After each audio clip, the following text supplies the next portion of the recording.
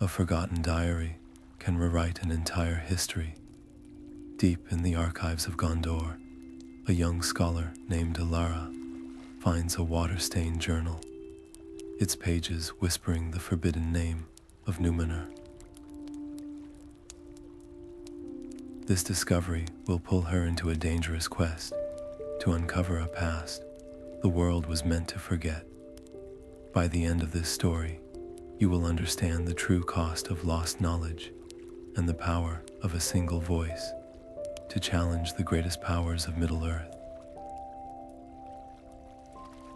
What secret was so terrible it had to be erased, and what truth lies hidden beneath the waves? I am curious to know, where in the world are you listening from right now, and what is the local time there? What would you risk to learn a truth everyone wants you to forget? The journal's first legible words were a tremor in the silent archive. Elara's fingers traced the faded ink, translating a sailor's frantic script. He wrote of a storm that did not feel like weather, of a great shadow that fell across the sun, and of a vision that haunted his final days, a golden city gleaming beneath churning waves. It was not a dream, he insisted. He had seen it. This single entry contradicted every sanctioned history. Those texts claimed Númenor was simply gone, shattered and sunk without a trace. But a city, intact, was a secret that changed everything. Her heart hammering, Elara pulled banned texts from hidden corners of the library, their very presence in her hands an act of defiance. She cross-referenced coastal currents and forgotten star charts mentioned in the diary. Then, carefully working a blade into the journal's stiff binding, she discovered the true treasure, a fragmented map drawn on a material that felt like oiled silk. It showed a landmass that should not exist, with a coastline that defied all modern cartography. She was physically piecing together a ghost. Her obsession did not go unnoticed. The head archivist, a man named Valandil, whose demeanor was as cold and orderly as the shelves he tended, began to linger near her desk. His questions were polite, but his eyes held a sharp suspicion. He reminded her, in a voice devoid of warmth, that research into certain eras was not merely discouraged, it was forbidden for a reason. The knowledge was considered perilous, a poison to the mind. He was giving her a choice, a final warning. She could heed it, abandon this forbidden path, and preserve her hard-won position within the most revered library in Gondor. Or she could dive deeper. That night, alone in her small chamber with the diary and the stolen maps spread before her, Elara made her decision. She trusted the evidence in front of her, the tangible proof of a lost world, more than she trusted the fears of her superiors. Her life's work was the pursuit of truth, not the preservation of comfortable lies. She would continue, but now in absolute secrecy. The stakes were no longer just about her career. A few days later, a stranger came to the archives. He was well-dressed and soft-spoken, but his inquiries about recent historical acquisitions, specifically regarding maritime records from the Second Age, were too precise to be casual. He asked after Elara by name. The path to the past was no longer a solitary scholarly pursuit. It had become a race, and she now had an unseen foe.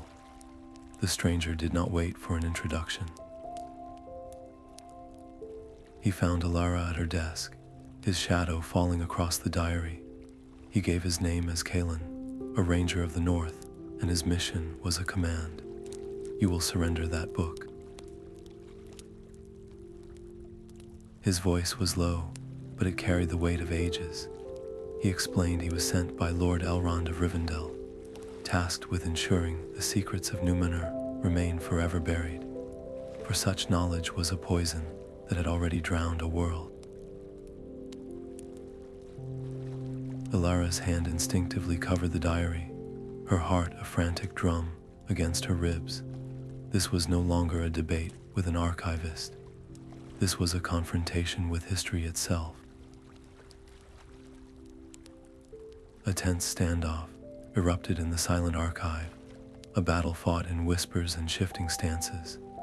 Kaelen's gaze was unwavering, his duty a wall she could not breach with pleas or promises.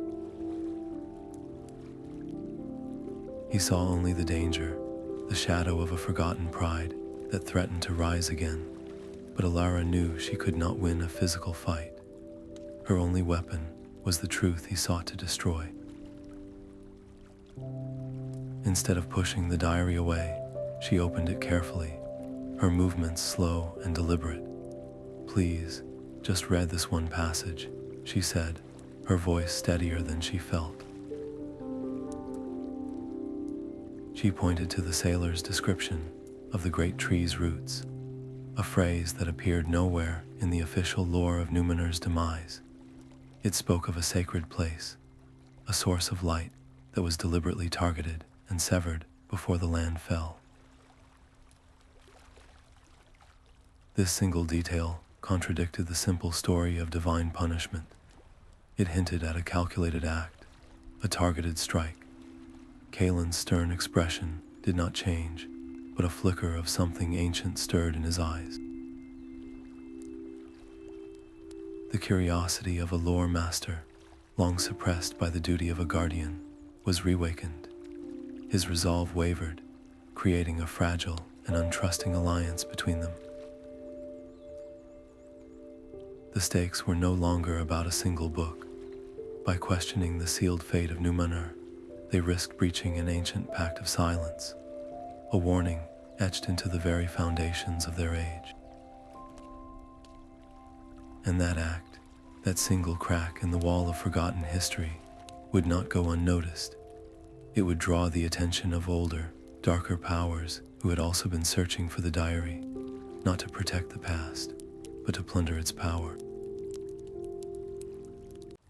Their uneasy partnership was now the only shield against what was already stirring in the shadows. The old mariner's hands trembled as he passed Elara the compass. It was a simple brass instrument, its face clouded with age, but its needle did not settle on the familiar north. Instead, it quivered, pointing stubbornly toward a single, brilliant star low on the western horizon. His voice was a whisper of salt and regret. He called it the Star of the West, the last guide for the fleeing ships of Númenor. His family had guarded this truth for generations, a secret that drowned with most of their people. They left the gray havens with the compass clutched tight, the weight of the mariner's trust heavy upon them. They did not get far before they heard the shouts, the sound of splintering wood, and saw the orange glow of a newly set fire behind them. They were too late to help. The attack was a message, swift and brutal. They were not just scholars and guardians on a quest. They were prey. Now, every shadow on the road seemed to hold a blade, and every stranger's glance felt like a threat. The fragile trust between Elara and Kaelen frayed under the strain of constant vigilance. Huddled in a cramped-in room, they argued over the compass, their voices hushed but sharp with fear. Elara traced the star's path on a chart, her logic unwavering. The diary spoke of a sacred site, a place of power. This star, she insisted, was a celestial marker for a real, physical location, perhaps the last island refuge of the faithful. It was a destination, not a parable. Kaelen watched the window, his hand never far from his sword. He saw only a trap. The elven lords had always taught that the path to the west was lost, its way closed to mortal men. To follow a star was to chase a myth, a beautiful story that would lead them straight into the hands of their enemies, or worse, to a maddening death upon the endless sea. He believed the compass was a test of wisdom, a warning against repeating the prideful folly of old. Their debate was cut short by the sound of heavy boots in the corridor outside. There was no time for theory.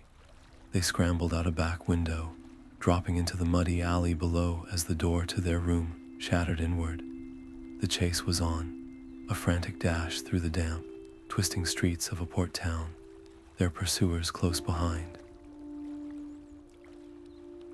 The search for knowledge had irrevocably become a fight for survival. Forced to act on faith alone, they secured passage on a small, weather-beaten trading vessel. Its captain, willing to ignore the season's dangers for a heavy purse of silver. But as the shore vanished behind them, a new enemy revealed itself. The sea itself seemed to resist their journey. The winds turned contrary, and the waves rose into iron-gray peaks, as if some ancient power guarded the way. The compass needle held true, pointing toward the storm, and Elara knew with a sinking certainty that the greatest test was not behind them on the land, but ahead, in the heart of the raging ocean. The storm did not break their ship, but guided it. The compass needle burned with a cold light, pulling them directly into a wall of impenetrable fog that swallowed the sun and silenced the wind. For hours, they drifted in a world of gray nothingness, the only sound the gentle lapping of water against the hull. Then the mist thinned. A coastline emerged, not of sand and stone, but of shimmering, translucent light. Towers of pearl and silver pierced a sky that was not their own, and the air hummed with a forgotten song. They had found it, not a sunken ruin, but a memory of Númenor given form. Elara stepped onto the beach first, her boots sinking into a shore that felt like solid glass one moment and insubstantial mist the next. The very ground seemed to breathe, its reality ebbing and flowing. One moment, a grand avenue stretched before them, lined with marble statues. The next, it dissolved into a featureless plain under a starless void. Time itself was untethered here.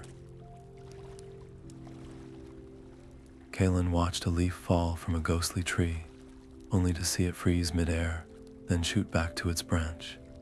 "This is not a place for the living," he warned, his voice tight.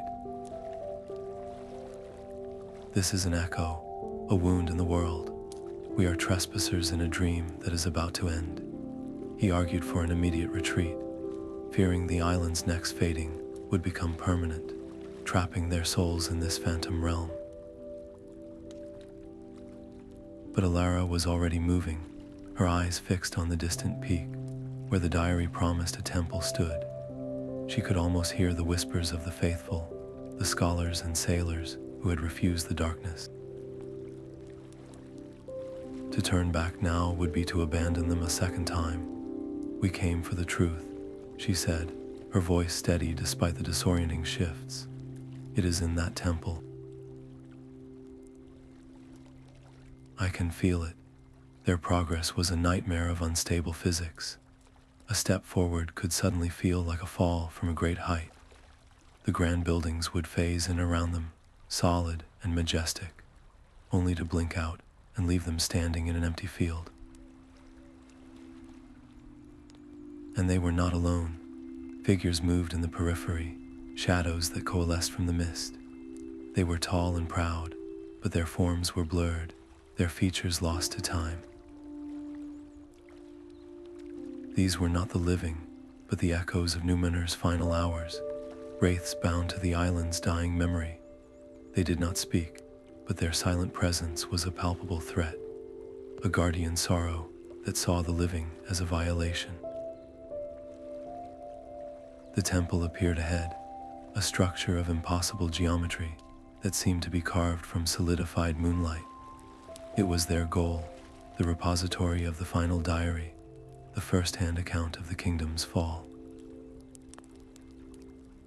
But between them and its shimmering steps, the spectral sentinels gathered, their forms growing more solid and menacing with each passing moment. The island gave a great shudder, and the horizon began to fray at the edges, dissolving back into the formless sea. They had mere minutes. To reach the temple, they would have to walk directly through the ghosts of the past they sought to understand, and risk joining them in eternity.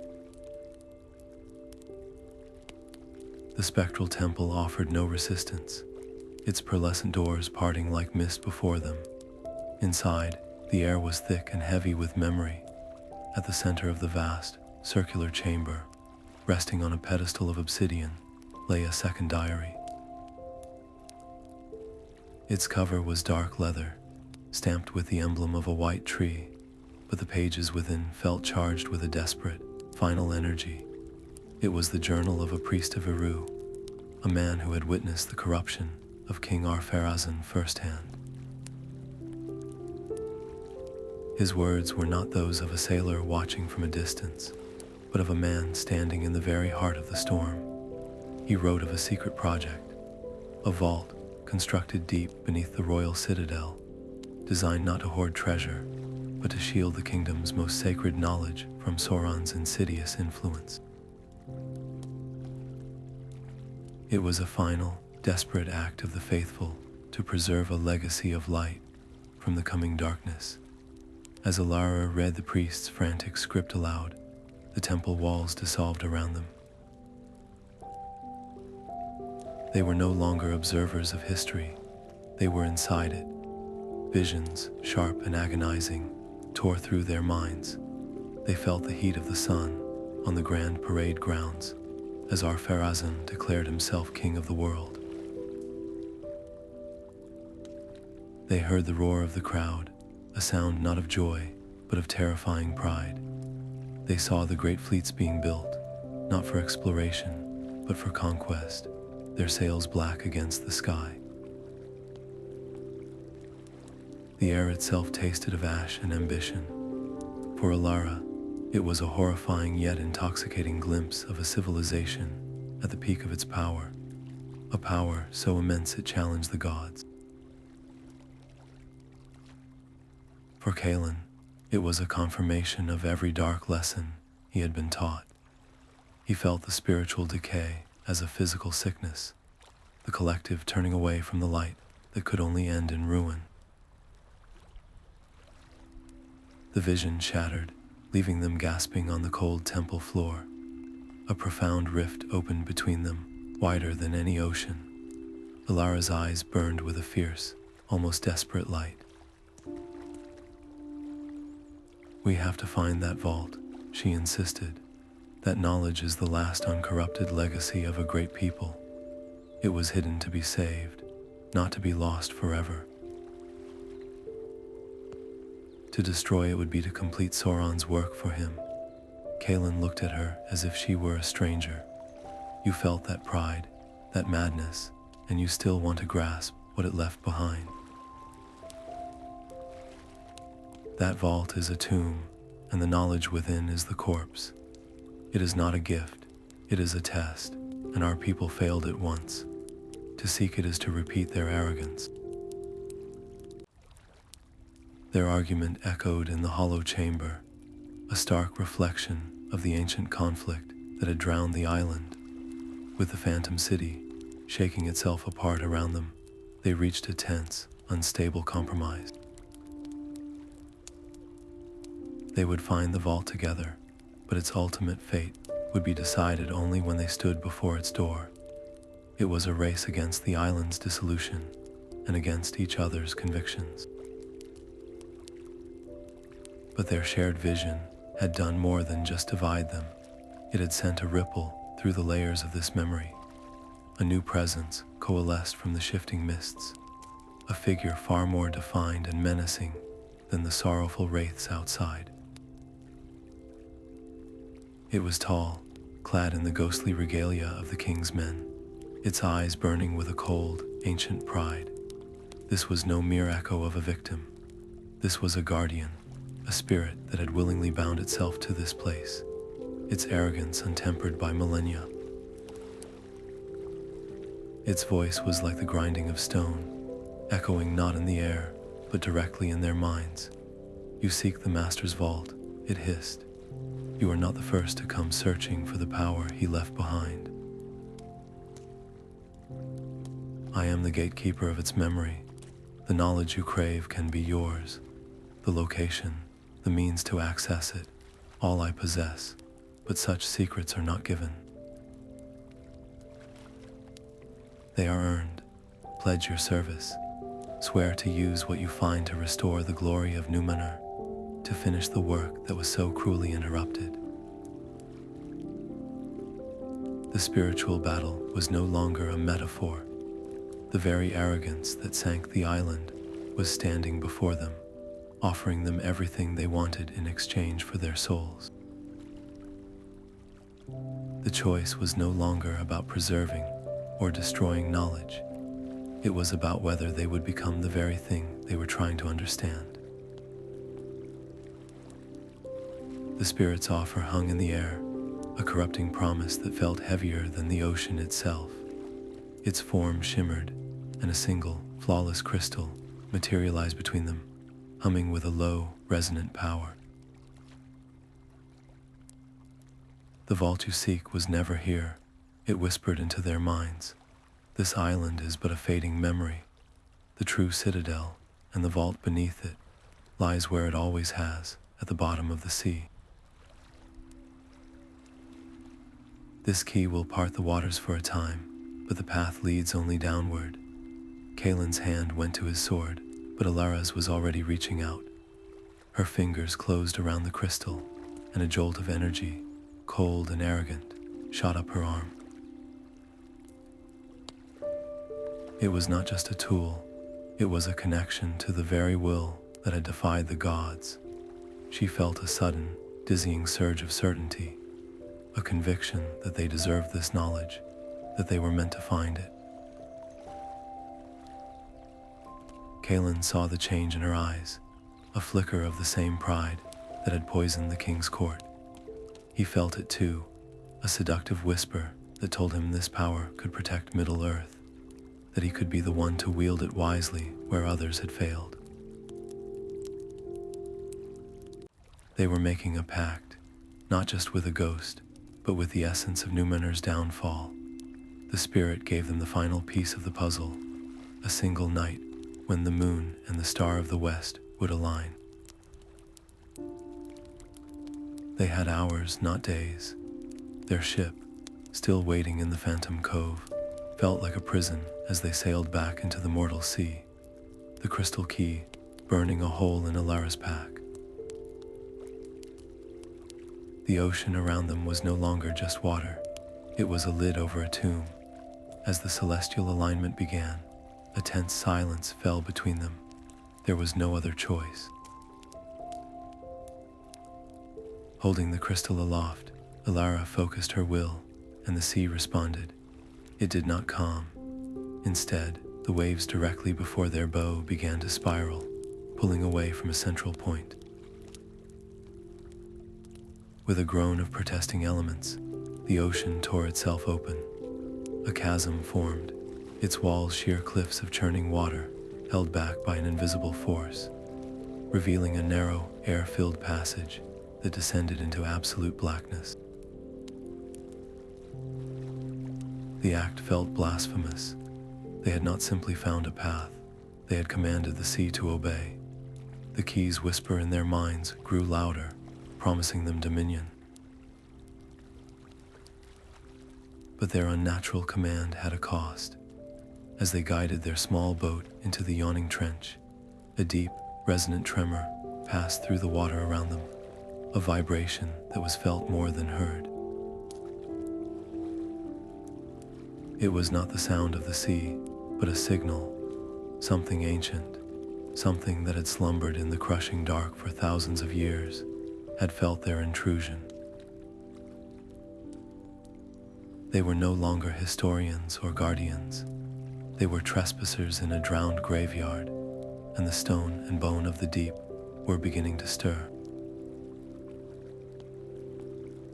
The descent was a journey into a nightmare of pressure. The light from the surface vanished, replaced by the cold, phosphorescent glow of the quay, illuminating the watery walls that threatened to collapse upon them at any moment. In that darkness, far below, pinpricks of a different kind of light began to awaken, moving with a slow, terrible purpose. The guardians of the sunken kingdom were rising to meet them. The drowned city was a forest of bone-white coral and shattered dreams. Their small boat drifted down the main avenue of Romana, the quay's cold light glinting off colonnades, now encrusted with luminous sea fans. Ghostly echoes flickered at the edge of vision, a silent parade of panicked citizens, frozen in their final moments, their forms woven from silt and memory. Every collapsed tower was a tombstone, every empty plaza a monument to a civilization's last breath. The despair of the downfall was not a story here. It was a physical weight pressing down on them, a sorrow so profound it felt like drowning in open air. Strange, phosphorescent eyes watched them from the skeletal remains of buildings. Sleek, pale eels with needle-like teeth slithered through broken windows, drawn by the unnatural vibration of their passage. This was not a place for the living. Kaelen gripped the side of the boat, his knuckles white. His face was a mask of anguish. "We should not be here," he whispered, his voice cracking. "This is a grave. To disturb it is a sacrilege. Some truths are a poison. Elara, they are meant to stay buried." He looked toward the churning water far above, a ceiling of certain death. "We have to go back." Elara watched a spectral family huddle together before their image dissolved into the gloom. Her own heart felt like it was being crushed by the depth, but a different fire burned within her. "You think I do not feel it," she said, her voice soft but unwavering. "The guilt, the horror, but my family has carried this weight for generations. My many times great-grandmother was one of the faithful. She escaped on the last ship, but she left her parents, her brothers, everyone she loved to drown. She spent her life in Middle-earth, consumed by a grief she could never explain, a survivor's guilt for an entire kingdom. I am not here for power or glory, Kaelen. I am here for her. I am here to prove their lives were not just a warning, that something of their light survived the dark." Kaelen turned to her, the raw pain in his eyes shifting. He saw not a scholar chasing a dangerous fantasy, but a descendant seeking absolution for a loss that spanned ages. Her confession reframed his entire duty. He was not just preventing a catastrophe, he was guarding the memory of the innocent, the ones like Elara's ancestors who had been lost to the pride of their kings. His rigid posture softened. He gave a single, grim nod. "Then we finish this for them." Ahead, the royal citadel emerged from the darkness, a mountain of ruin. At its base, almost hidden by a landslide of sculpted stone, was a seamless door of black rock, untouched by coral or time. It was the vault. As they approached, intricate lines of silver began to glow upon its surface, resolving into the shapes of the two trees of Valinor, their forms intertwined with musical notes from a lost tongue. A voice, gentle yet firm, echoed not from the stone, but from the memory of the place itself. Only a heart that remembers the light, and a voice that can sing its echo, may enter. It was a riddle of light and song. Elara traced the silver lines, her mind racing. The light was the light of the two trees, the source the elves revered, the very light the king's men had rejected. The song was the music of the Ainur, the creation hymn, but how could they replicate it? Above them, the churning of the water intensified. The trench walls, held back by the key's fading power, shuddered. A shadow, vast and impossibly long, began to descend from the open ocean above, blocking out what little light remained. It moved with a slow, deliberate intelligence, a guardian of the abyss drawn to their intrusion. The vault door was no longer just their goal. It was their only possible refuge. The vault door slid open without a sound, revealing not a trove of glittering weapons or arcane devices, but a single, silent chamber.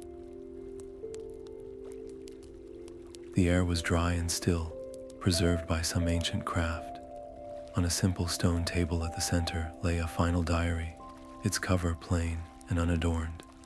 Beside it, in a small basin of soil, grew a single sapling, its leaves a pale, luminous silver. This was the legacy of Lady Valendil, the vault's builder. Elara's hands trembled as she lifted the book. Its pages were filled not with spells of conquest, but with meticulous histories of trade and agriculture, with songs of friendship, sung with the elves of Tal Eressëa, and with star charts used for peaceful navigation. Here was the true heart of Númenor, the culture that existed before the shadow of pride fell. It was a record of a people, not a king. This was not the power they had been warned against. It was a memory of everything that was worth saving. A deafening impact shook the entire chamber. Dust rained from the ceiling.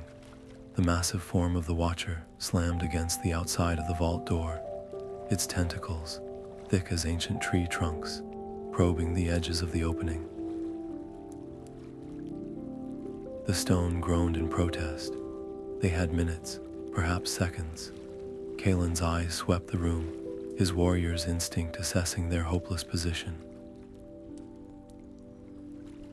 "We cannot save this place," he stated, his voice cutting through the chaos.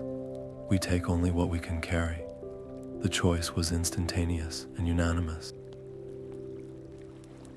Elara shoved the precious diary into her tunic, while Kaelen carefully uprooted the small white tree seedling, cradling its delicate roots in his hands. Every other artifact, every scroll and carving, they had to leave behind to the crushing deep. The treasure was not gold, but a seed and a story. As they turned to flee, another colossal blow struck the door, cracking the obsidian frame. The entire vault shuddered, and a long fissure snaked up the wall. Seawater began to spray through the breach, first a mist, then a jet. The crystal key in Elara's hand flared with a frantic light. It was the only thing holding back the ocean, and its power was failing. Their escape was a blind sprint back through the drowned city, the key's glow creating a shrinking pocket of air around them. Behind, the enraged Watcher tore at the collapsing vault, its fury unleashing a shockwave through the water. The trench walls, no longer fully stabilized, began to waver, great sheets of water crashing down around them. They were not just running from a monster, they were racing the structural collapse of the entire passage. The hope of Númenor was a fragile weight in their arms, a burden that would mean nothing if they died here in the dark. The surface seemed a world away, and the key's light was growing dim.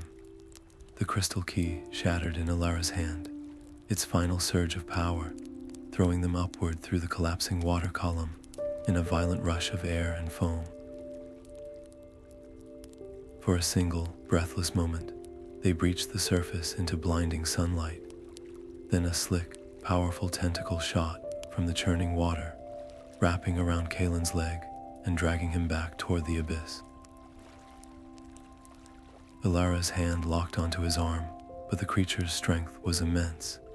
In that desperate second, her other hand found the sapling. A pure, silver light erupted from its leaves, not the cold arrogance of the key, but a gentle, searing radiance. The watcher recoiled as if burned, its grip loosening just enough for her to haul Kaelen, bleeding and unconscious, back into the boat. The sea fell silent. The trench was gone, the waters sealing over the drowned kingdom, as if it had never been. They were adrift under an indifferent sky, the only proof of their journey the sapling, the diary tucked against Elara's chest, and the man dying beside her. Kaelen's wound was deep, the salt water already threatening infection. Their food and water were ruined. The hope they carried felt like a curse, a burden that would sink them both. If they perished here on the endless water, Númenor's true story, the proof of its light, would vanish from the world a second time. Elara refused to let that happen. She tore strips from her cloak to bind Kaelen's leg, her movements precise and fueled by a grim resolve. Then she opened the diary, not to its grand histories, but to the simple appendices on celestial navigation. She used the position of the Star of the West, just as the old mariner had, and cross-referenced it with the currents described in the sailor's frantic script. By day, she angled their lone sail to catch the wind. By night, she steered by the stars, her voice raw as she sang an old Númenorian, sailing hymn she found in Lady Valendil's pages. The melody was a lament for a lost home, but its rhythm was one of perseverance. She sang to keep her own spirit alive, to remind herself that they were the heirs of a people who had crossed vast oceans before. Days bled into one another. Kaelen drifted in and out of fever, his skin burning. Elara's own strength waned, her thirst a constant torment. The weight of their knowledge was a physical pressure.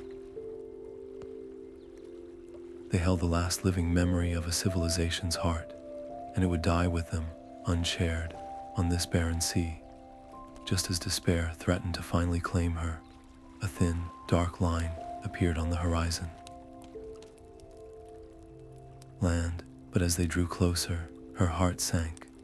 These were not the welcoming green shores of Gondor. They were sheer, jagged cliffs of black rock, pounded by a furious surf. They had escaped the deep, only to be delivered into the hands of a harsh and unwelcoming world. The black cliffs offered no shelter, only the crushing weight of the waves. Their boat splintered against the rocks, spilling them onto a beach of coarse, black sand. They were alive, but barely. Kaelen lay unconscious, his breathing shallow, while Elara coughed up salt water, her body bruised and spent. The last thing she saw before darkness took her were tall, silent figures emerging from the sparse, wind-stunted trees, their faces impassive, their spears tipped with obsidian. She woke in a cage of woven, petrified vines, the air hot and thick with the smell of strange spices and wood smoke. Kaelen was beside her, his feverish form shivering on the hard ground. Across the compound, a stern-faced warrior held Lady Valendil's diary, while another carefully placed the silver sapling beside a pile of other tributes, golden trinkets and bolts of fine cloth. They were not guests, they were captives. The tribe's historian, an old woman with eyes like chips of flint, came to their cage. She did not speak the common tongue, but her meaning was chillingly clear. She pointed at Elara, then at the diary, and finally made a sweeping gesture toward the sea, her face a mask of bitter contempt. These people were not just isolated tribesmen. They were the descendants of the coastal peoples whom the king's men of Númenor had once subjugated, their lands colonized, their resources plundered. To them, the emblem of the white tree was not a symbol of hope, but of conquest. Elara's heart sank. They had crossed an ocean to save a memory, only to be condemned by it. Her knowledge was her only tool.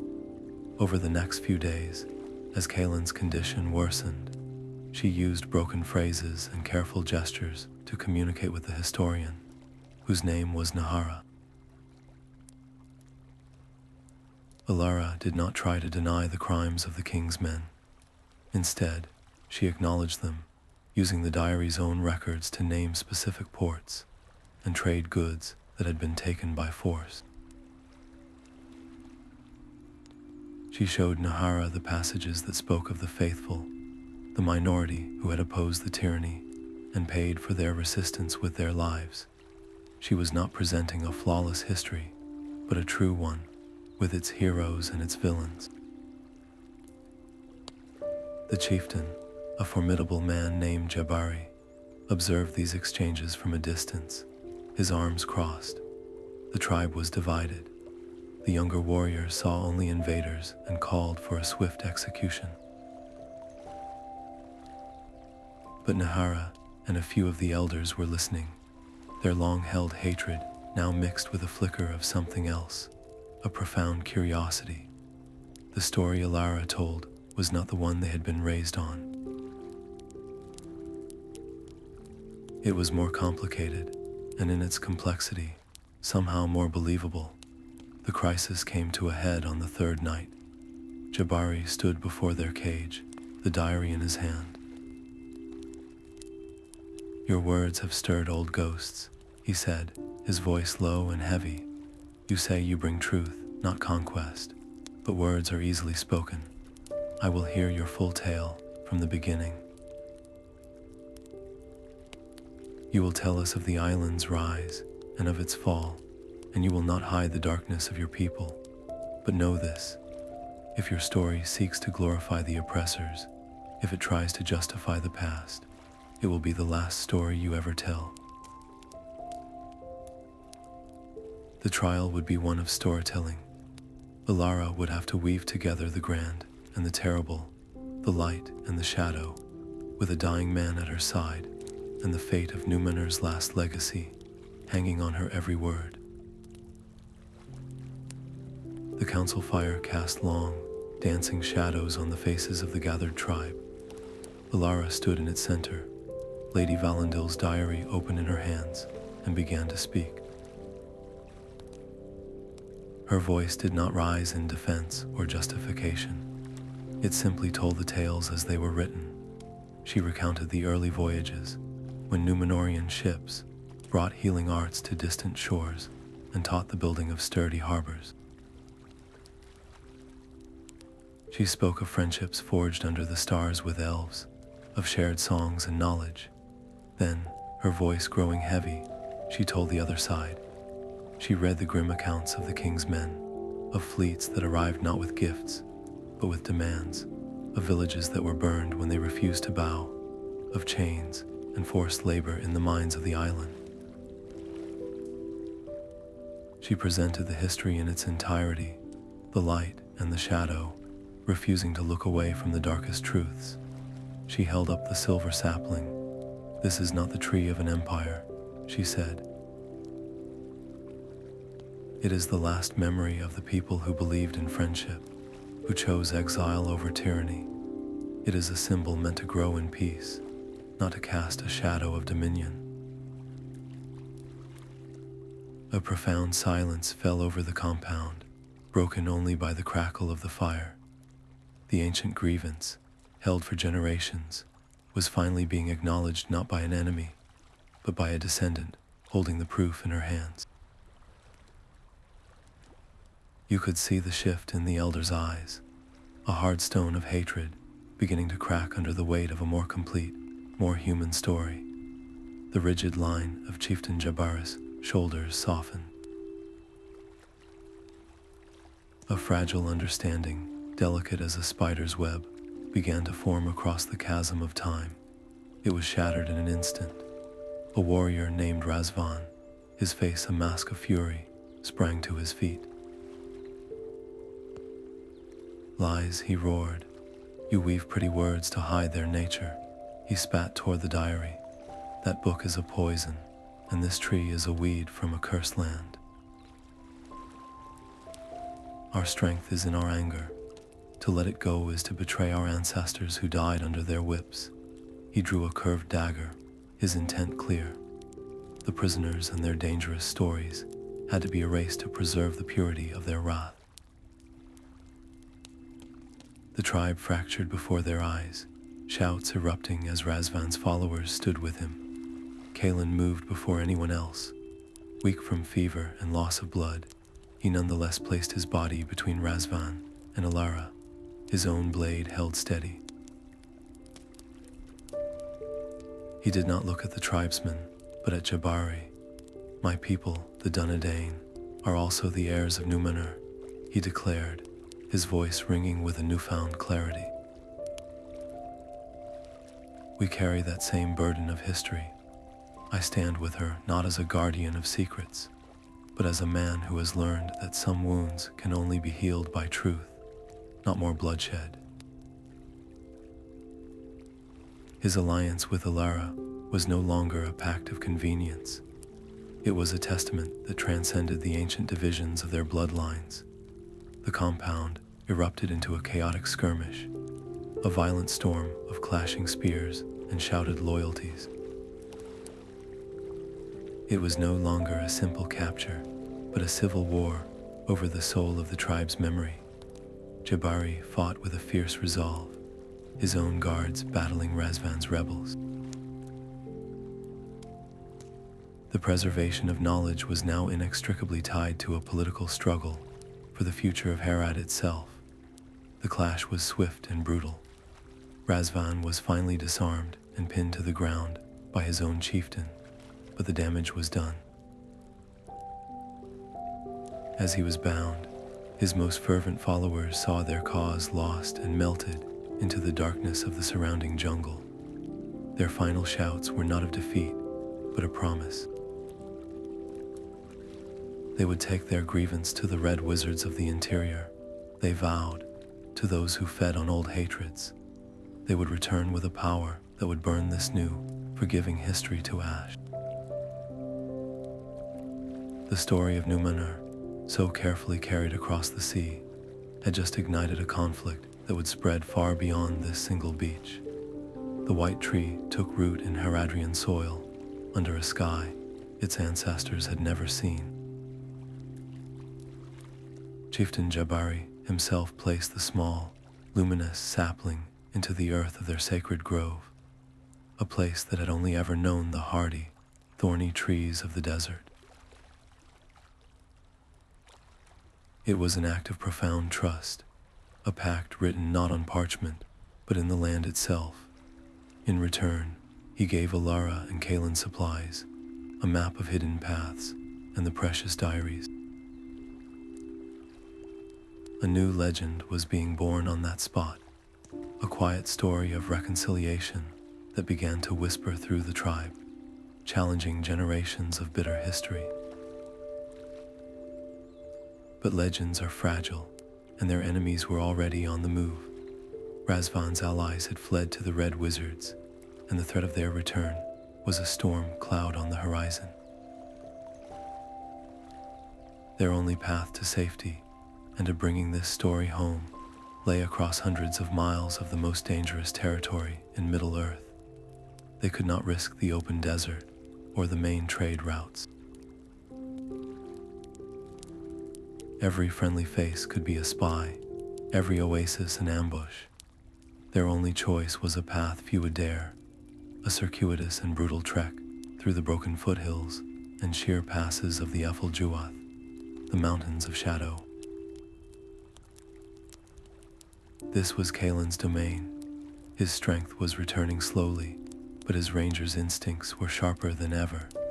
He led them away from the tribal lands under the cover of a moonless night, their progress measured not in miles, but in silence. He taught Elara how to walk without leaving a clear print, how to read the threats and the calls of night birds, and where to find secret seeps of water in the barren rock. The journey was no longer a quest, it was an exodus. The weight of the diaries had transformed. They were no longer simply historical artifacts. They were a living catalyst, a truth that had already started a fire in one land and now threatened to spread its light into others. There were powers, both human and other, who had built their strength on a foundation of old hatreds and convenient lies. A story of reconciliation was a danger to them, and they would kill to see it snuffed out. The mountains themselves seemed to resent their passage. The air grew thin and cold, and the paths were treacherous with loose scree. Strange echoes haunted the deep canyons, and by night they could sometimes see faint, sickly lights moving high on the cliffs, far from any known dwelling place of men. They were being hunted, not just by men, but by the ancient, watchful malevolence of the land. Every step forward was a gamble, a test of endurance against the terrain, and the ever-present fear of what followed behind, and what might be waiting ahead in the shadows of the peaks. The mountain pass was a knife's edge of crumbling rock, the wind howling with a voice that felt almost sentient. They were halfway across a narrow ledge when the first arrow struck the stone by Kaelen's head. The ambush was brutally efficient. Razvan's allies, a band of hard-eyed mercenaries, had not just followed them, they had predicted their route. These were not simple tribesmen. Their movements were coordinated, their eyes glinting with a cruel intelligence that felt unnervingly familiar. A remnant of Sauron's ancient influence still clung to these mountains, a poison that twisted ambition into fanaticism. The fight was a frantic, desperate scramble. Kaelen, his movements slowed by his still healing leg, fought with a grim determination, but a well-aimed kick sent him stumbling against the cliff face, reopening his wound with a searing burst of pain. In the chaos, their pack containing their remaining food and water was knocked loose, tumbling into the fathomless chasm below.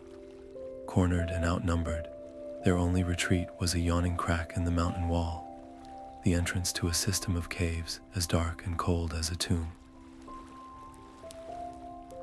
They plunged into the darkness, the shouts of their pursuers echoing close behind.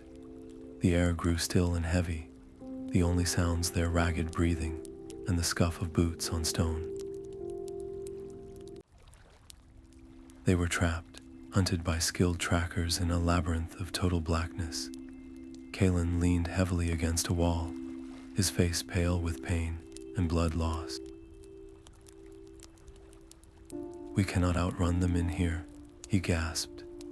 Elara's mind raced, not through battle tactics, but through the pages of the diaries. Her fingers found the familiar leather of Lady Valendil's journal in the dark. She remembered a passage, a footnote from a Númenorian explorer who had mapped these very ranges millennia ago.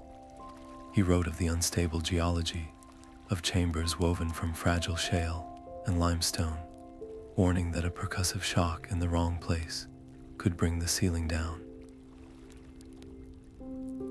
It was not a weapon of steel, but of knowledge. "Here," she whispered, her voice tight. "This chamber is the keystone. We have to collapse the entrance. It is our only chance." Kaelen stared at her, his expression lost in the gloom. "You would bury us alive. It is a grave either way," she countered, her voice desperate. Their way or ours, working together in the oppressive dark, they used the last of Kaelen's strength to dislodge a massive, precariously balanced pillar of rock. It fell with a thunderous crash, striking the cave floor with the force of a hammer on an anvil.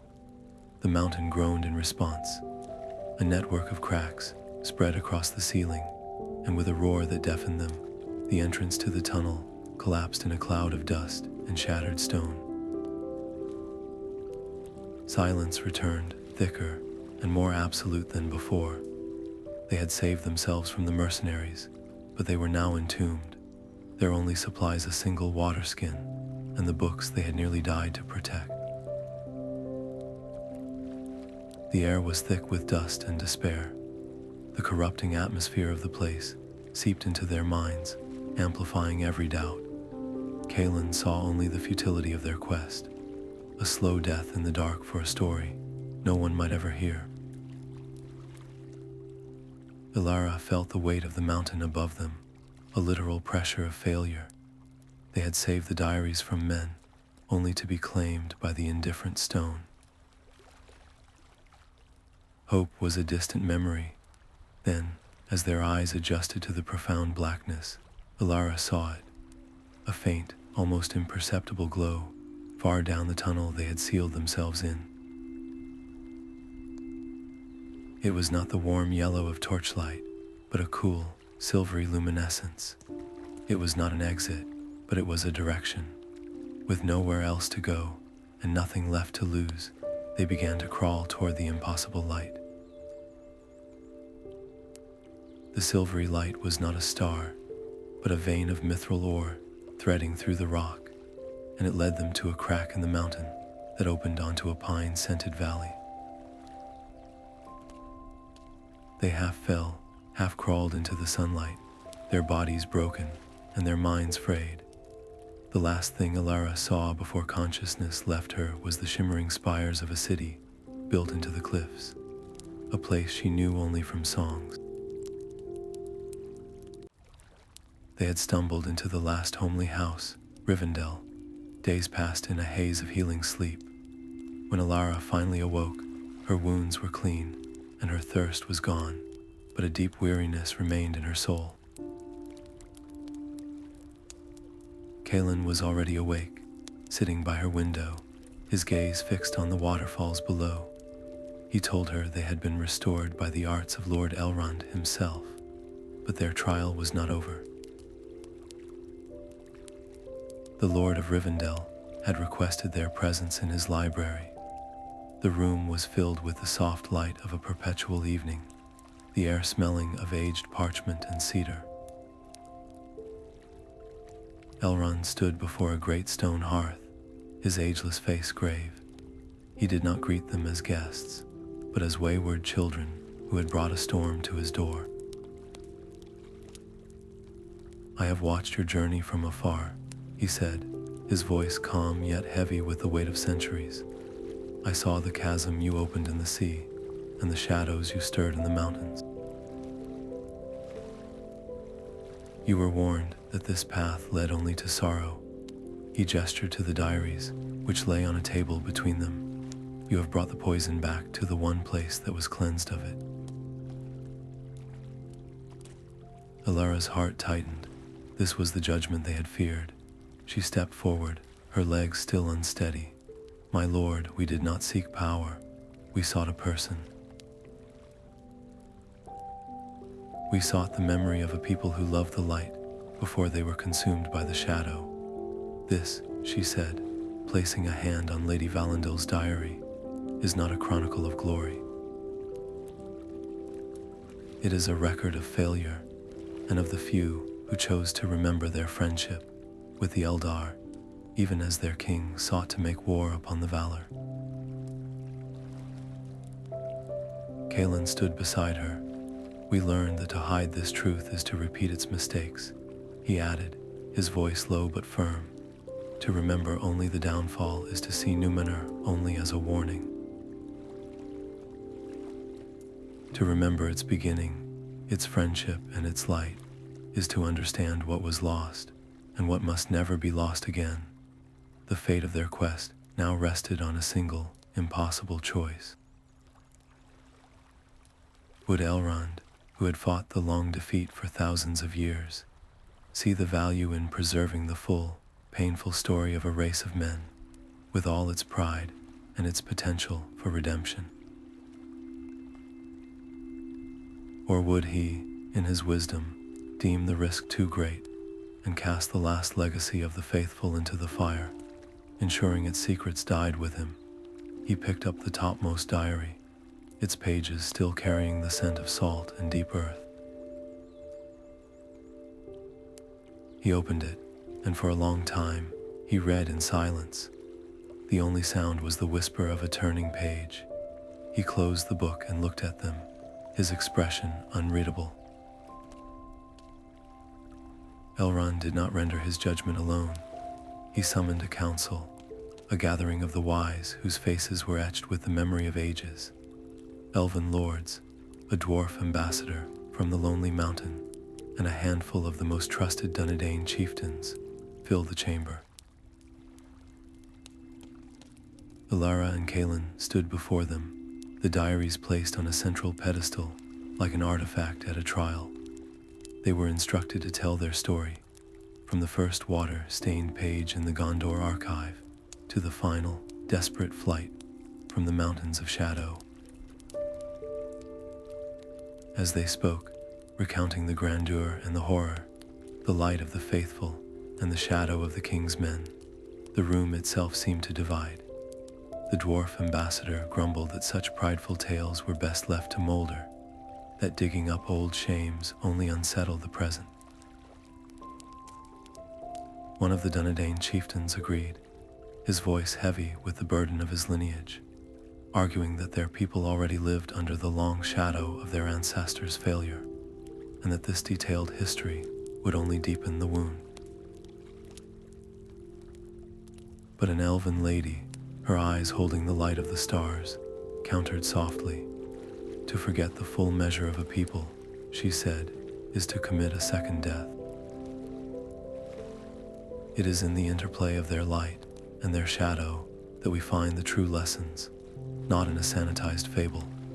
The debate grew heated, echoing the very arguments that had once torn Númenor apart, a stark reflection of the ancient conflict between preserving a perfect, silent memory and embracing a messy, complicated truth. The fate of the diaries had become a symbol for something far greater. Elara listened until she could bear it no longer. She stepped forward, her voice quiet but cutting through the argument with the sharpness of a blade. You speak of protecting the future by hiding the past, she said, her gaze sweeping across the council. But a hidden past is not a healed past. It is a buried wound that festers. My people, all people, deserve to know the whole story. We deserve to learn from their ambitions and their failures, from their friendships and their betrayals. To give them only a cautionary tale of punishment is to treat them as children. To give them the full, painful, human truth is to trust them with the responsibility of wisdom. Forgetting the mistakes dooms our children to make them all over again, with different names and different flags, but born from the same pride. The room fell silent. The weight of the future, of how the free peoples would choose to handle their own difficult histories, now rested on the verdict of this room. All eyes turned to Elrond, who had listened to every word, his own memory stretching back to the very downfall they now debated. He stood, and the air itself seemed to still in anticipation of his decree. Elrond's gaze held a profound and sorrowful wisdom. I will not be the one to commit this truth to a second death, he declared, his voice a quiet decree that filled the library. The scrolls will not burn. They will become the foundation of a new archive here in Rivendell, a place where such difficult histories can be preserved, studied, and learned from. He named it the Archive of Reconciliation, a sanctuary for truths too dangerous to forget. Then he turned to Elara. You have earned the right to be its first keeper, its guardian and interpreter. The offer was staggering. It was everything she had ever wanted, a purpose that validated every risk she had taken, every moment of doubt, yet it meant leaving her world behind. Gondor, with its familiar dust and human concerns, would fade into a memory. Her life would be spent among the elves, in a valley where time flowed like honey, watching mortal friends and family age and die, while she remained a curator of the past. It was a sacrifice of a normal life for a cause that would outlast her by millennia. She looked at the diaries, then at Kaelen, and finally at Elrond. Her path had always been leading here, not to a single discovery, but to a lifelong duty. "I accept," she said, the words feeling both heavy and right. Her quest was over. Her work was just beginning. To Kaelen, Elrond gave a charge that mirrored his own nature. "Your sword and your vigilance will guard this archive and its keeper." The ranger who had once tried to take the diary from her now stood as her sworn protector, their partnership forged in fire and sealed in peace. The formal duties were set, the grand purpose clear. But as the council dispersed and they were left alone in the quiet evening, Kaelen looked at Elara, the scholar who had become a force of history. His stern expression softened with a question that had nothing to do with kings or kingdoms. "Before you begin your forever here," he asked, his voice barely above a whisper, "will you walk with me in the gardens?" It was a simple request, yet it held the weight of all the unspoken things between them, a final, personal journey to be taken before their eternal vigil began. The gardens of Rivendell were a living tapestry of memory, where every flower and flowing stream seemed to hold a story. Walking beside Kaelen, along a path of white pebbles, Elara felt the immense weight of her new title, Keeper of the Archive. It was a purpose that stretched into an unseen future, a duty to the past that now defined her. After a long silence, Kaelen stopped beside a pool of clear water, his reflection mingling with the overhanging blossoms. "Will you write our story into the archives?" he asked, his voice thoughtful, not as a secret to be guarded, but as a lesson for others who will follow. "Our quest should not end with us. It should begin with us." The question hung in the fragrant air, transforming their personal journey into something with public consequence. To record their own fears, their arguments, and their near disastrous choices was to be utterly vulnerable, to turn their private struggles into a public text for any future scholar to critique. How could they be honest about the terror in the drowned city, or their moment of alliance with a prideful spirit, without making their entire quest seem like a reckless folly? Yet how could they inspire anyone with a story that glossed over the true cost of truth? After a long discussion that lasted deep into the evening, they reached a decision. They would co-write a single volume titled The Voyage of the Star Compass. It would not be a heroic epic, but a parallel narrative, weaving their own journey directly alongside translated excerpts from the very Númenorian diaries they had recovered. Their account would serve as a living mirror to the ancient texts, showing how the same themes of doubt, faith, and sacrifice echoed across the ages. They made a vow to each other, there in the starlight, to write the whole truth.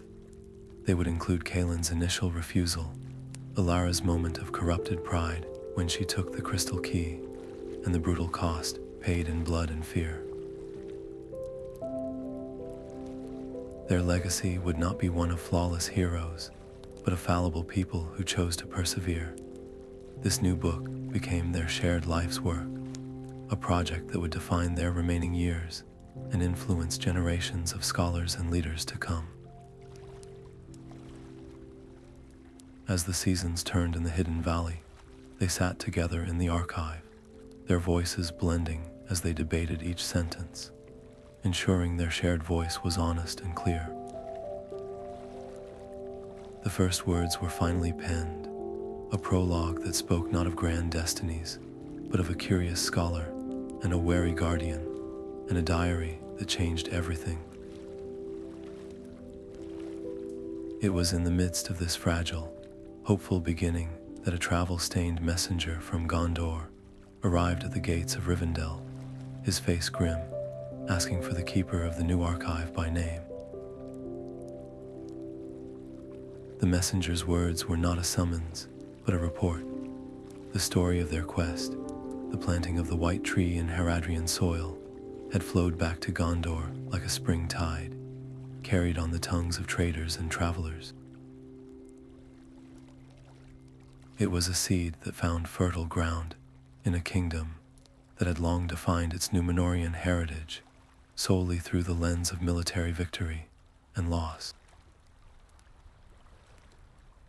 Now a movement was stirring, led by young scholars and idealistic lords who looked past the broken crown and the failing line of kings. They were re-examining the old legends, not for lost glory, but for the forgotten ideals of justice, healing, and alliance that had once defined their people at their best. The very history Elara had been punished for pursuing had become a beacon for others. Her former detractors in the archives, the men who had once whispered about her reckless obsession, now sent carefully worded letters to Rivendell, seeking her counsel on interpreting obscure texts. The outcast had become the acknowledged authority, her name spoken with a reverence that felt as strange and fragile as glass. This new fame, however, was a different kind of labyrinth, filled with the subtle traps of politics and expectation. Every faction in Gondor's court wanted to claim her story for their own purpose, to twist the narrative of reconciliation into a tool for their influence. She felt the pressure to return, to step onto that stage and shape the movement directly. The choice was a quiet one, made in the stillness of the archive. To go back to Gondor would be to trade the deep, patient work of preservation for the frantic dance of courtly politics. She would become a figurehead, her time consumed by petitions and performances, and the delicate task of building the archive of reconciliation would falter. So she chose to guide the Renaissance from afar. She became a weaver of words, not a wielder of power, spending her days composing detailed letters, sending copies of key diary excerpts, and advising a network of trusted messengers who carried her insights back to the White City. Her primary duty was to the truth itself, not to any one kingdom's interpretation of it. The ideas from the diaries were no longer ink on parchment. They were alive, breathing in the hearts of people, changing the very way a culture saw its own past and its future potential. The stakes had transformed completely.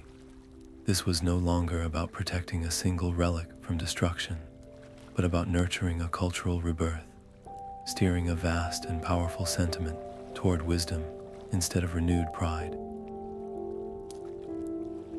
But any new growth, especially one this profound, casts a long shadow. In the dark corners of Minas Tirith and in the courts of less scrupulous lands, there were those who watched this surge of unity and reflection, not with hope, but with unease. Their own power was built on old grudges and simplified histories. A Gondor that sought healing and alliance was a threat to their influence, and they began to gather, to whisper, to plan how to choke this fragile sapling of hope before its roots could grow too deep. The message arrived with the dust of the southern roads still clinging to the messenger's cloak. The white tree in Harad was sickening, its luminous silver leaves curling and blackening at the edges. In the tribe, whispers of a curse had already begun to spread, a poison of doubt, threatening to unravel the fragile pact woven from shared history. Their greatest symbol was dying, and with it, the very hope they had nearly given their lives to plant. This was not a simple blight. The timing was too perfect, the symbolism too cruel. Was it a natural sickness in an unfamiliar soil, or a deliberate act of sabotage by the remnants of Razvan's faction? A final attempt to choke this new growth with the old hatreds. For Elara and Kaelen, there was no debate, only a grim and immediate resolve. They would return to Harad. To abandon the tree now would be to betray their promise and confirm every cynical fear that reconciliation was a fool's dream. Their hurried preparations in the quiet of Rivendell were a stark contrast to the peace of the archives. They packed not for a quest of discovery, but for a race against a spreading decay, both in the tree and in the hearts of men. The journey back would be a passage into a gathering storm, where the first fruit of their hard-won truth now hung in the balance. Its survival, the only thing standing between a future of understanding and a return to the old, bitter shadows. The soil around the white tree was a foul-smelling, blackened crust. Elara's fingers came away sticky with a residue that smelled of sulfur and decay. This was no natural blight. Someone had deliberately poisoned the earth, using a toxin born in the fires of Mordor. The warmonger Razvan's remaining followers, now led by a sorcerer who called himself the Ashen Hand, were not just sowing dissent. They were using dark arts to murder the symbol of the new peace, proving to the entire tribe that the outsider's gift was nothing but a cursed death. The chieftain Jabbaris' authority was crumbling under the weight of this visible curse, and the tribe stood on a knife's edge, moments from a civil war that would drown their fragile hope in blood. A direct fight against the sorcerer's magic was a death sentence. They had no weapons for a battle of spells. Their only hope lay in the past. Frantically, Elara searched through Lady Valindel's diary, her eyes scanning passages on agriculture and botany. She found it, a footnote from a Númenorian herbalist who had traded with the early Haradrim. It described an antidote for soil corrupted by shadow, a poultice made from 3 rare desert herbs, their names unfamiliar, but their descriptions clear. It was a long-forgotten recipe for cleansing, a testament to the cooperation they were now fighting to save. While Elara and the historian Nahara gathered the strange herbs under the cover of the blistering sun, Kaelen moved through the tense village. He sought out the warriors whose loyalty to Jabari was still firm, organizing them not for an open battle, but for a precise strike. Their mission was to corner the Ashen Hand at moonrise in the sacred grove, to draw his attention while the antidote was applied.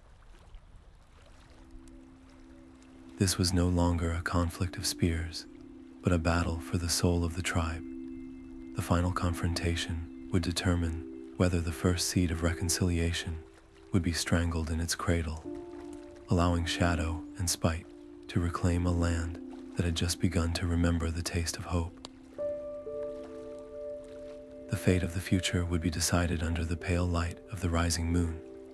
The moon was a pale, cold eye over the sacred grove. Elara knelt before the poison tree, her hands working the pungent herbal poultice into the blackened soil, while her voice rose in a soft, steady melody. It was a song of growth and light from the diaries, a Númenorian hymn to the dawn that the faithful had sung as their island sank. Across the clearing, the clash of steel and shouted oaths marked Kaelen's desperate fight. He and the loyal warriors held the line against the sorcerer's fanatical guards, a chaotic barrier of flesh and iron meant to buy her these precious seconds. Her every instinct screamed to look up, to see if Kaelen still stood, but the ritual demanded perfect focus. Her belief in the song, in the memory it carried, was the only antidote strong enough to counter the dark magic seeping through the roots. Then the air grew cold. The ashen hand turned from the skirmish, his attention fixing on her. He raised a hand, and a wave of pure despair crashed into her mind. Visions erupted behind her eyes.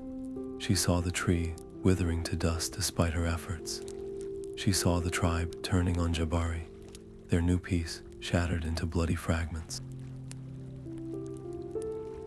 She saw herself old and broken in the Rivendell library, surrounded by books that had failed to change a single heart in the world. The song caught in her throat. Her fingers faltered. The sorcerer's power was a physical weight, pushing her down, insisting that her hope was a childish delusion, and her quest had been for nothing. But as the visions of failure threatened to drown her, she reached for a deeper well of strength. She remembered the voices, not just one, but the chorus of them from the diaries.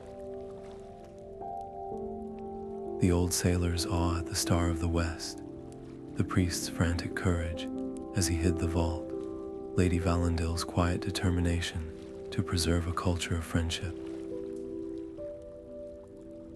She felt their collective love for their home, a love so powerful it had survived drowning, fire, and millennia of silence. That love was not a memory. It was a shield.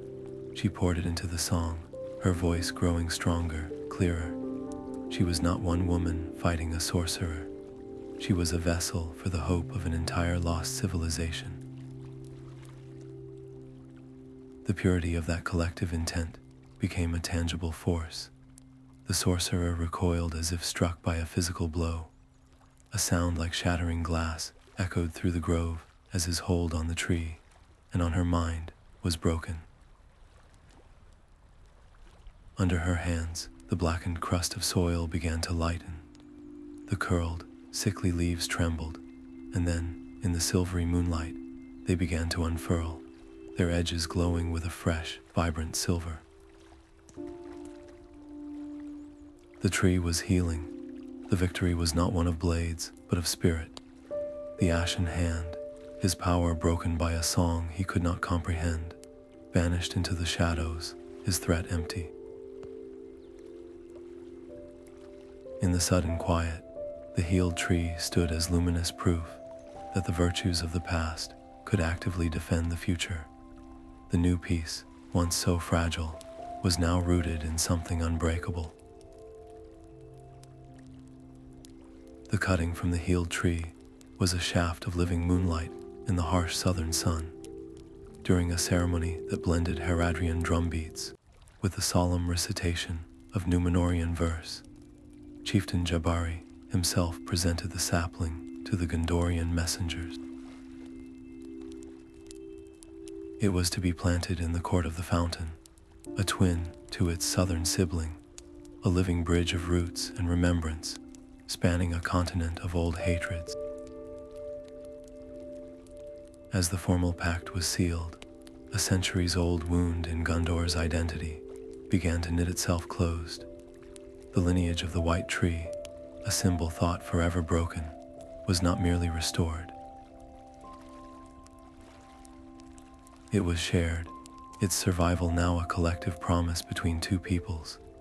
Yet no act of such profound symbolism goes unchallenged. In the courts of Minas Tirith, whispers of discontent rose among the traditionalists. They called it a foreign sapling, a dilution of their pure heritage, questioning how a tree nurtured in Haradrian soil could possibly hold the true grace of Westernness.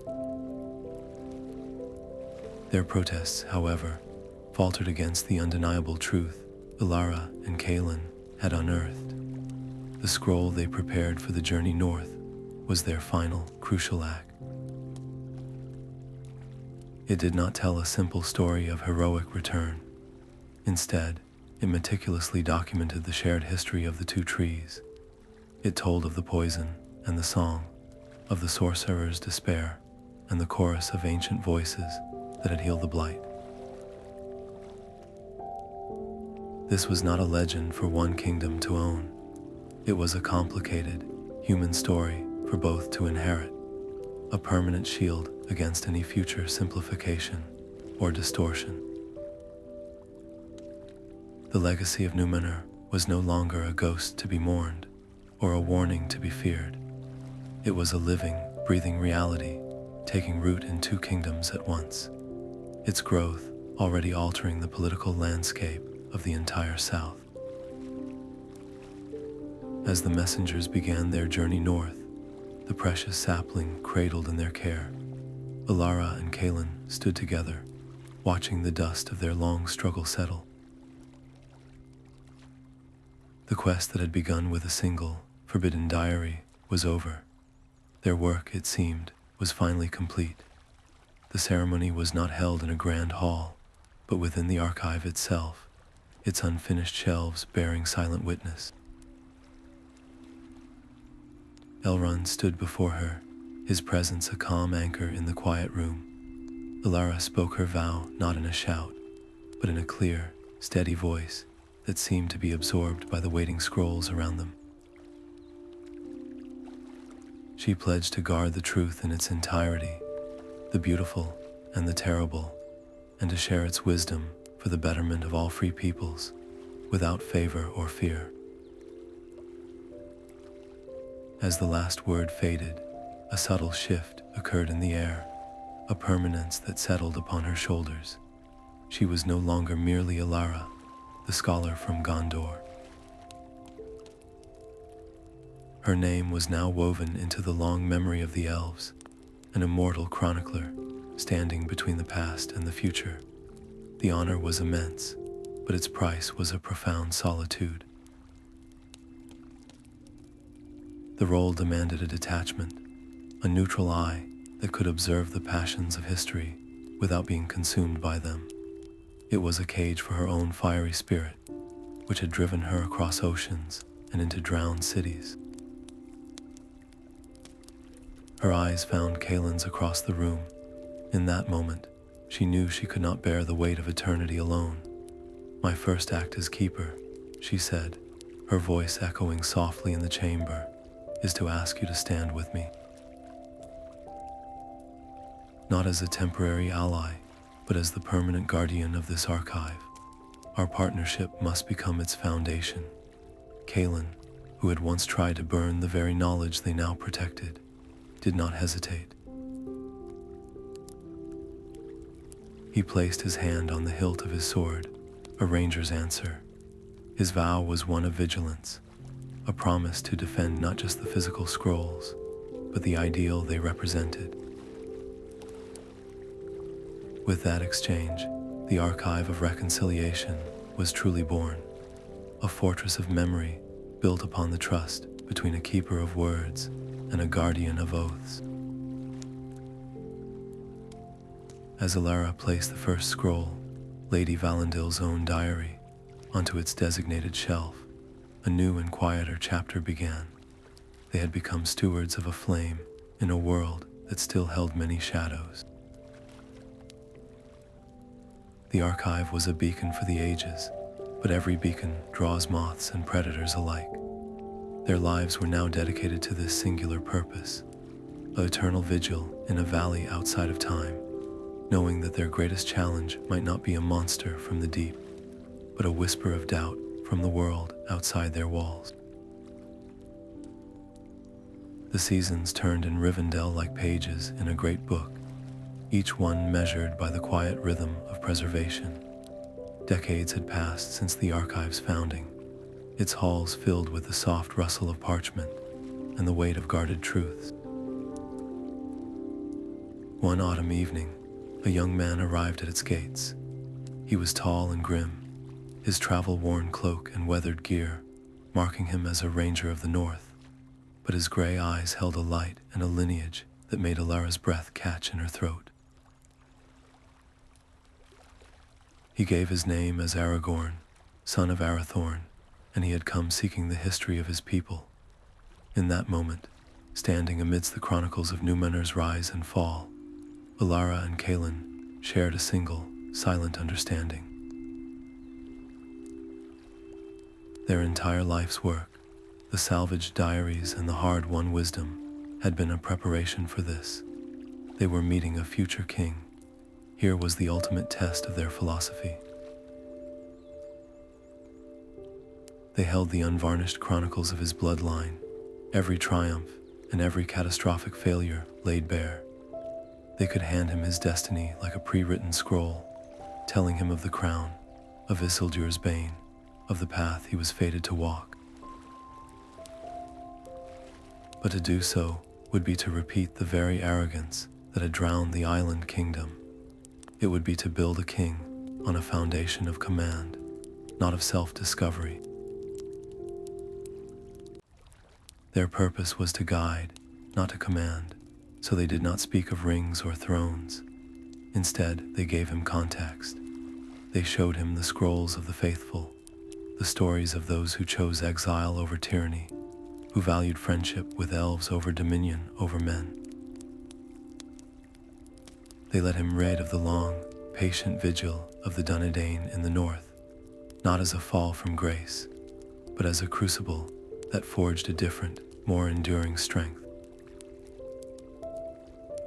Aragorn absorbed it all with a quiet intensity that spoke of a long-harbored hunger. He asked sharp, perceptive questions, not about power, but about choice. What does it mean to lead when your heritage is a warning? How does one wield a legacy of both light and shadow? In their answers, Elara and Kaelen saw the pieces of a great tapestry falling into place. The white tree in Gondor, the fragile peace in Harad, the very existence of this archive. It was all part of a pattern leading to this man and the war he would have to face. Their quiet work of reconciliation was a single, vital thread in a story that would soon engulf all of Middle-earth. Watching him prepare to leave, the weight of his future settled upon them with a new and sobering clarity. They had nurtured a hope that was now walking out of their library and into the shadows of the world. Kaelen, his own hair now shot with silver, clasped the young ranger's arm in a warrior's farewell. Elara offered no final prophecy, only a quiet blessing in the old Númenorian tongue. As Aragorn's figure disappeared into the mist of the valley, a king who did not yet know his own crown, they understood their vigil was not over. It had simply changed. They had helped plant the seeds of a better age, and now they had to trust that the harvest would be equal to the sowing. The weight of the future settled into Elara's bones, a chill that the warm air of Rivendell could not dispel. She began to spend her nights not in the main archive, but in a small, secluded scriptorium, its location a secret even from Kaelen. Here, she embarked on her final, most vital work. With fingers that grew stiff with cold and exhaustion, she began to transcribe the core of the Númenorian legacy. This was not a copy of every scroll, but a distillation, a single codex, containing the most essential warnings against pride, the principles of just rule, the songs of the faithful, and the stark, unadorned account of the downfall. It was to be a seed of truth, designed to survive a second drowning of the world. She knew parchment and leather would not be enough. In the deepest watches of the night, she sought out the master elven smiths. She asked them to forge a case, not for beauty, but for eternity. They worked a rare alloy under starlight, creating a seamless box that was immune to fire, water, and the decay of ages. The case itself was a promise, a vessel for a hope that needed to outlast empires. The labor was a silent war against her own mortality. The act of transcribing was not merely mechanical. Each word she penned required her to relive the terror of the drowned city and the seductive whisper of the prideful spirit. She felt the collective hope and despair of a civilization passing through her, a torrent that threatened to shatter her mortal spirit. She grew thin, her sleep haunted by visions of a great shadow gathering in the east, a confirmation that her frantic work was not paranoia, but foresight. She could not tell Kaelen. His duty was to protect the archive as it stood, a known target. This last book had to be a secret, its existence and location unknown to all, even him, so that no enemy could ever torture the knowledge of its hiding place from anyone she loved. Her final act was one of solitary pilgrimage. Carrying the completed book in its indestructible case, she journeyed to a place of power deep in the misty mountains, a cavern known only to the eagles. There, in a natural vault of living stone, she placed the last legacy of Númenor. It was her message in a bottle, cast into the river of time. She was ensuring that even if every other light went out, this one spark of hard-won wisdom would remain, waiting in the dark for a future that might desperately need to remember. The leaves of the white tree rustled with a sound like distant memories. Kaelen found her there, seated on a low stone bench, her form small and frail against the tree's radiant trunk. The vibrant scholar who had once defied the world was now weathered by it, her mortal years a swift burning candle next to the slow, enduring flame of his Dunedain blood. He did not speak at first, for the truth between them needed no introduction. The archive was complete, its halls filled with the whispers of ages, but the partnership that built it was nearing its final page. Her time was ending, and they both knew it. A quiet sorrow hung in the air, not of despair, but of profound and loving acceptance. The greatest conflict they now faced was not against shadows or sorcerers, but against the unchangeable rhythm of the world, the natural law that gave her life its poignant beauty, and him his long, lonely watch. She looked up at him, her eyes still holding the sharp, inquisitive light he had first seen in the Gondor archive. "You and I," she said, her voice soft as the evening breeze, "we built a bridge across time. But I am only one shore. You must be the pillar that stands until another from my line can cross." It was not a request, but a final, crucial charge.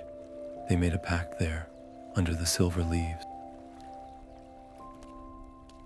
He would remain as guardian, not forever, but until a worthy successor from her own Gondorian lineage, trained in her methods and steeped in her philosophy, was ready to take up the mantle of keeper. Their work would outlive them both, but their unique, world-altering alliance was drawing to a gentle close. He helped her to her feet, her hand light as a leaf in his, and guided her back to the bench. She leaned against him, her gaze fixed on the tree, a living symbol of everything they had salvaged from the deep. The torch was being passed, their long farewell a quiet promise that the light they had kindled would never go out. The ink felt cool and familiar on the page, a final anchor to the world of touch and sound. In the quiet of her personal chamber, Elara opened her own small journal, a book never meant for the grand shelves of the archive. Her hand, though marked by age, moved with a steady grace as she began her last entry. She did not write of the downfall, or the politics of kings. She wrote of a young woman in a dusty library, terrified and exhilarated, tracing the water-stained words of a forgotten sailor. She wrote of the trust of a gruff ranger, forged in fear and tempered into an unbreakable bond. These were the true treasures, the human moments that the great chronicles of elven lore would never capture. In the immense, silent scale of their history, did her single, mortal life truly hold any weight? The question was a cold stone in her chest. She had preserved the memory of a fallen kingdom, but the elves around her would live to see kingdoms she could not even imagine rise and fall. The work felt both eternal and desperately small, but as the light outside her window deepened to gold, her doubt began to soften. She thought of the old mariner who had guarded his compass, of Lady Valendil hiding her scrolls, of the desperate courage of the faithful. They were not grand forces of history. They were individuals who had chosen to remember, to hope, and to trust. Her entire life's work had been an echo of their choice. Her pen moved again with a newfound certainty. To restore a single forgotten voice was to defy the great emptiness. She wrote, "The darkness that seeks to erase all things is defeated not by a single heroic blow, but by a countless multitude of small, quiet acts of remembrance." A saved diary, a shared story, a hand offered in trust, these were the true victories. She was not a scholar who had changed the world, but a woman who had helped it remember itself. With a peaceful exhale, Elara closed the journal for the final time. The sun dipped below the horizon, painting the room in long, gentle shadows. Her journey from an obsessed academic to a keeper of souls was complete. The great archive would stand for ages, but this small, private book, a testament to a single, well-lived quest, was its hidden and most human heart. The War of the Ring washed over Middle-earth like a tide of blood and shadow. Decades had turned Kaelen's hair to silver and his face to weathered stone, but his vigil within the archive had not wavered. Now, with the forces of darkness pressing in on the very borders of Rivendell, he knew the time for passive guardianship was over.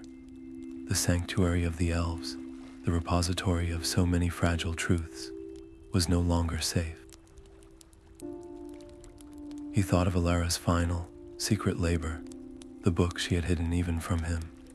He journeyed one last time to the eagle-haunted peaks, his old bones protesting the climb, and retrieved the indestructible case from its vault of living stone. He did not open it to read. He opened it to remember. For 3 days and 3 nights, as the first sounds of battle echoed in the distant valleys, Kaelen sat in the silent archive. He absorbed every word, every nuance, every carefully chosen phrase of Elara's distillation. He committed the entire chronicle to the one vault he trusted more than any elven forged metal, his own impeccable memory. He became the living soul of Númenor, its warnings and its hopes now etched into his very being.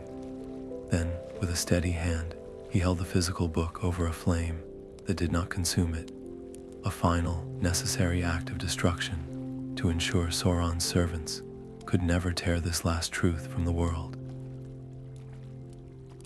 The knowledge was no longer an object to be captured. It was a part of him. When the enemy finally broke through to the bridge of Rivendell, Kaelen was there to meet them. He stood alone, not with a warrior's cry, but with a scholar's voice. As the first orcs charged, he began to speak. His voice, strong and clear, rose above the clash of steel. He did not recite spells of power. He recited the histories. He chanted the songs of the faithful who chose exile over tyranny. He voiced the old sailor's awe at the Star of the West and Lady Valendil's quiet pleas for reason. He built a wall of memory against the onslaught of pure forgetfulness, each word a shield against the shadow that sought to erase all things. The orcs faltered, confused by this strange weapon. His voice became a battle hymn, a tapestry of light woven from the voices of a lost kingdom, and it did not falter. He stood his ground until the elven reinforcements arrived, his recitation a beacon that held the line long enough for the tide to turn.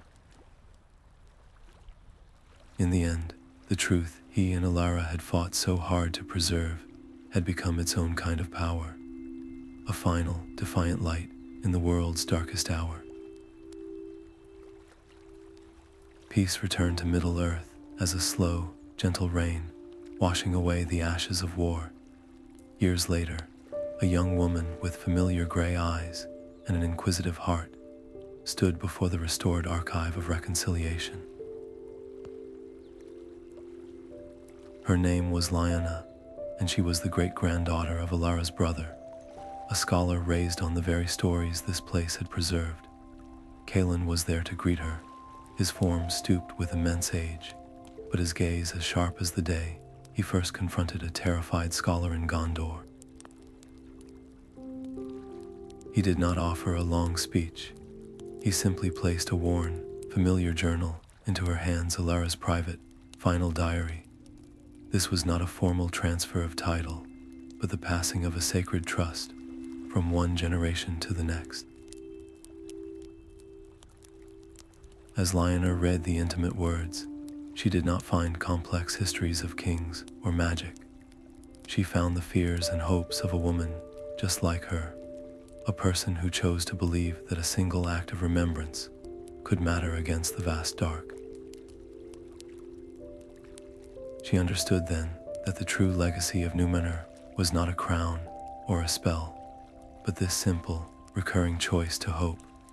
It was a lesson that had to be learned anew by every generation, a torch that must be deliberately taken up, or it would inevitably flicker and die. In the courts of Minas Tirith and the tribal lands of Harad, the twin white trees grew strong, their roots a living network of a shared future.